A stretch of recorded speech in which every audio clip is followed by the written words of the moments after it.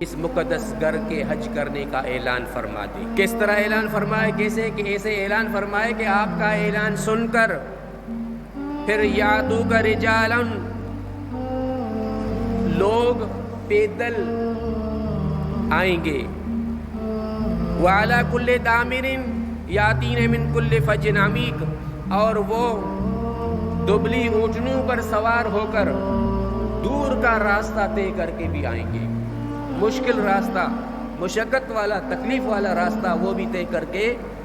اس آپ کے اعلان کو قبول کرتے ہوئے اس مقدس گھر کا حج کرنے آئیں گے۔ حضرت سیدنا ابراہیم خلیل اللہ علیہ السلام اللہ کی بارگاہ میں عرض کرنے لگے، یا الہ العالمین، میں اگرچہ کتنا بھی زور لگا کر، کتنی بھی قوت صرف کر کے اعلان کروں، یہ میری آواز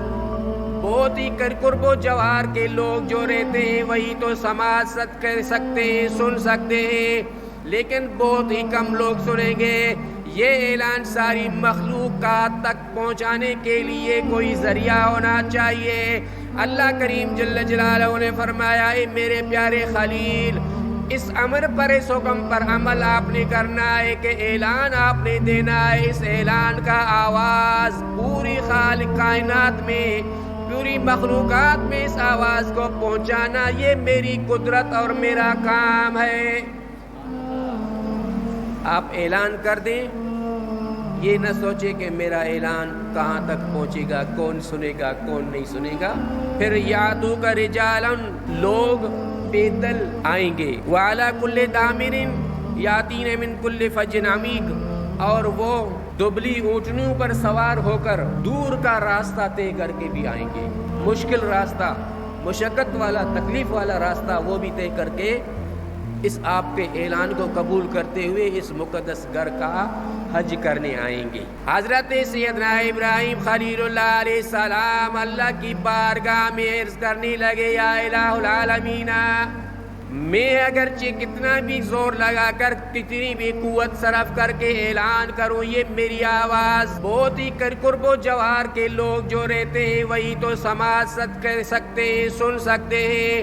لیکن بہت ہی کم لوگ سنیں گے۔ یہ اعلان ساری مخلوقات تک پہنچانے کے لیے کوئی ذریعہ ہونا چاہیے۔ اللہ کریم جل جلالہ نے فرمایا، اے میرے پیارے خلیل،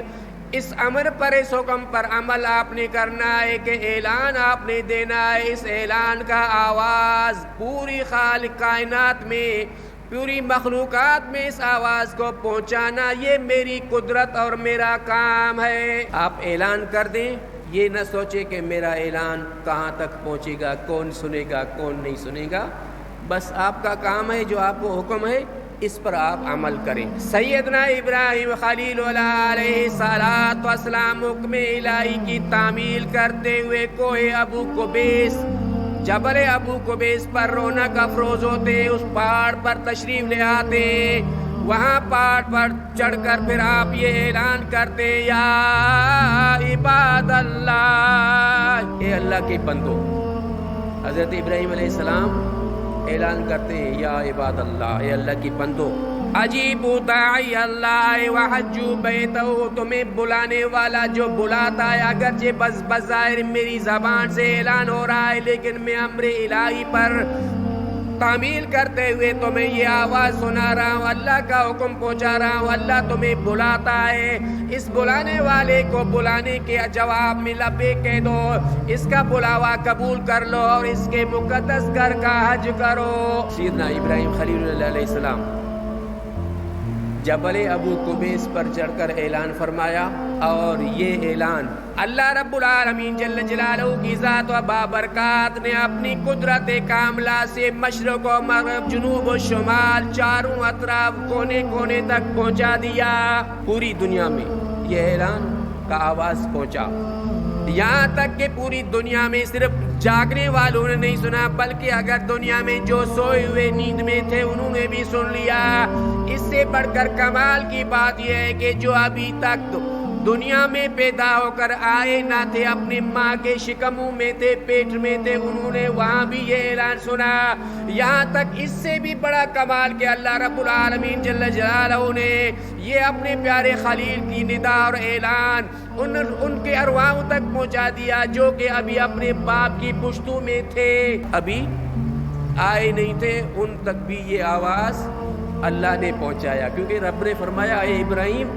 آپ میرے اعلان پر، میرے حکم پر عمل کریں، آپ نے اعلان دینا ہے، پھر یہ آواز پہنچانا میری قدرت ہے، میرا کام ہے، ٹھیک ہے نہیں؟ اللہ کی قدرت تو ہے، اس میں کوئی شک نہیں، بلکہ ہمارا تو یہ بھی ایمان ہے کہ ابراہیم خلیل اللہ علیہ السلام کا بھی یہ معجزہ ہو سکتا ہے، کیونکہ معجزہ بھی تو برحق ہے، معجزہ برحق ہے، لہٰذا یہ سرکاری سیدنا ابراہیم خلیل اللہ علیہ السلام کا عظیم الشان کمال با کمال معجزہ ہے کہ آپ کی یہ آواز اللہ نے پہنچائی۔ ظاہر ہے کہ معجزہ اور کرامت میں اللہ رب العالمین جل جلالہ کی قدرت کاملہ اور رحمت عاملہ کا شامل حال ہوا کرتا ہے، اور جس کمال میں اللہ کی رحمت شامل نہ ہو وہ کمال ہو ہی نہیں سکتا، مل ہی نہیں سکتا۔ تو یہ معجزات کے سارے کمالات بھی اللہ کی عطا ہے، اللہ کی کرم نوازی، اللہ کی قدرت، لہٰذا اللہ کریم جل جلالہ نے سب کے پاس یہ آواز پہنچا دی۔ علماء نے لکھا کہ اس اعلان سیدنا ابراہیم علیہ السلام کے اعلان سننے پر جس نے بھی کہا لبیک، یعنی اعلان سن کر اس اعلان کو قبول کیا، اس اعلان کو قبول کیا کہ اللہ کا اعلان سنایا تھا، اللہ کا بلاوا، اللہ کی طرف سے ندا آئی تھی، اے ابراہیم آپ اعلان کر دو یا عباد اللہ، اے اللہ کے بندو، بلانے والے کو جواب دو، اس کے گھر کا حج کرو۔ گویا کہ انہوں نے اللہ رب العالمین جل جلالہ کے حکم سے جو اعلان سنا اس پر لبیک کہا، اللہ کو عرض کیا یا اللہ ہم تیرے اعلان پر، تیرے بلانے پر ہم حاضر ہیں۔ جس نے کہا ایک مرتبہ لبیک وہ دنیا والی زندگی میں ایک مرتبہ حج کرے گا، جس نے کہا 2 مرتبہ لبیک وہ 2 مرتبہ حج کرے گا، جس نے کہا 3 مرتبہ لبیک وہ 3 مرتبہ حج کرے گا، جس نے جتنی بار لبیک کہا ہوگا وہ زندگی میں ضرور اتنی بار حج بیت اللہ کی سعادت سے سرفراز ہوگا۔ اور جس نے سیدنا ابراہیم خلیل اللہ علیہ السلام کے اعلان پر لبیک نہ کہا وہ ساری زندگی اگر مکہ مکرمہ میں بھی رہے پھر بھی حج بیت اللہ کی سعادت اسے نصیب نہیں ہوگی۔ اور یہ اگر آپ معلومات کریں گے تو کعبہ شریف میں کے گرد و جوار میں رہنے والے 80 سال کے 100 سال کے بھی ایسے افراد ہیں جنہوں نے ایک بار بھی حج نہیں کیا ہے، جو حرم مکہ میں رہتے ہوئے بھی 100 سال انہوں نے عمر بسر کی لیکن حج بیت اللہ ایک مرتبہ بھی نہیں کیا۔ میں سمجھتا ہوں کہ یہ بھی سیدنا ابراہیم خلیل اللہ علیہ السلام کا معجزہ ہے کہ ان کے آواز کو اللہ رب العالمین نے یہ کمال عطا کیا کہ میرے خلیل تو میرے حکم سے جو اعلان کر رہا ہے اس اعلان پر جو بھی لبیک کہے گا اسے میں حج بیت اللہ کی سعادت سے سرفراز فرماؤں گا، اور جو قسمت کا ہارا سویا رہا وہ اگرچہ حرم مکہ میں کیوں نہ ہو لیکن حج بیت اللہ کی سعادت سے محروم ہی رہے گا۔ اچھا، اللہ رب العالمین جل جلالہ کے پیارے خلیل علیہ السلام نے یہ اعلان کیا اور پھر اللہ کی بارگاہ میں عرض کیا الہ العالمین یہ گھر میں نے تعمیر کیا ہے اور تیرے حکم سے میں نے اعلان بھی کر دیا، اب ساری کائنات میں یہ آواز بھی پہنچا، لیکن یا اللہ میرا آپ کی بارگاہ میں عرض ہے۔ کیا عرض؟ اللہ رب العالمین جل جلالہ ارشاد فرماتا ہے ربنا وابعث فیہم رسولا منہم یتلو علیہم آیاتک۔ سیدنا ابراہیم خلیل اللہ علیہ السلام اللہ کی بارگاہ میں عرض کرتے ہیں ہمارے پروردگار میرے رب،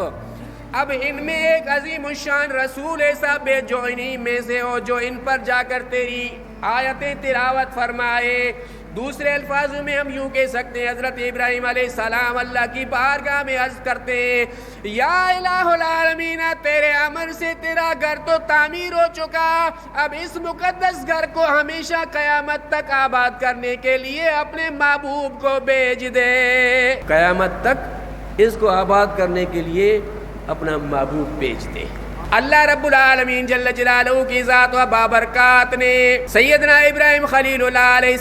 السلام کی دعا کو قبول فرمایا اور یہ بیت اللہ اور بیت اللہ کا طواف، بیت اللہ کا حج، بیت اللہ کی عبادت جاری ساری رہی، اور چلتے چلتے یہ دور آیا کہ دنیا میں بالعموم اور عرب میں بالخصوص بتوں کی پوجا عروج پر پہنچ گئی، معبودان باطل کی پرستش پھیل گئی، جدھر بھی دیکھو جہاں بھی دیکھو تو بتوں کی پوجا تھی۔ لیکن اہل عرب کا یہ حال تھا کہ ان کے ہر ایک گھر میں بت موجود تھا، اور ہر ایک صبح شام رات دن اپنے گھروں میں بتوں کی پوجا کرتے تھے۔ اس سے بڑھ کر خود بیت اللہ کے اندر 360 بت رکھے ہوئے تھے۔ اللہ رب العالمین جل جلالہ کی بارگاہ عالیہ میں یہ بیت اللہ خود عرض کرنے لگا، یا الہ العالمین، تیرے خلیفہ اول سیدنا آدم علیہ السلام سے 200 سال پہلے مجھے اس لیے تعمیر کیا گیا کہ اس میں صرف اور صرف تیری بارگاہ میں تیری رضا کے لیے سربت سجود لوگ ہوتے رہے، عبادت ہوتی رہے، تو واحد ہے، تیری عبادت ہوتی رہے۔ جب تیرا خلیفہ اول آیا آدم علیہ السلام، وہاں سے لے کر سیدنا ابراہیم خلیل اللہ علیہ السلام کی تعمیرات تک سارے کے سارے لوگ آتے اور تیری بارگاہ میں جھکتے تھے۔